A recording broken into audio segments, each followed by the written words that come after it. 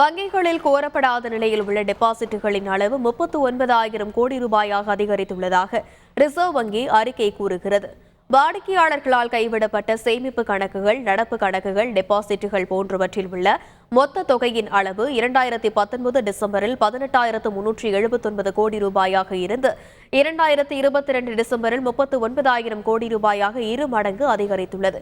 இதில் பொதுத்துறை வங்கிகளில் 33,303 கோடி ரூபாயும், தனியார் வங்கிகளில் 4,314 கோடி ரூபாயும், இதர வகை வங்கிகளில் 2,283 கோடி ரூபாயும் தேங்கியுள்ளன. அதிகபட்சமாக SBI வங்கியில் 8,069 கோடி ரூபாய் அளவிலான வாடிக்கையாளர்களின் பணம் கேட்பாரின்றி தேங்கியுள்ளது. பஞ்சாப் தேசிய வங்கியில் 5,298 கோடி ரூபாயும், கனரா வங்கியில் 3,924 கோடி ரூபாயும் தேங்கியுள்ளன. தனியார் வங்கிகளில் ICICI வங்கியில் அதிகபட்சமாக 1,074 கோடி ரூபாய் தொகை கேட்பாரின்றி தேங்கியுள்ளது. ட்ரெண்ட உங்க ஃப்ரெண்ட் ஆக்கிக்கோங்க. யூடியூப்ல 1 கோடி சப்ஸ்கிரைபர்கள் கொண்ட உங்கள் தந்தி டிவியோட இணைந்திருங்க.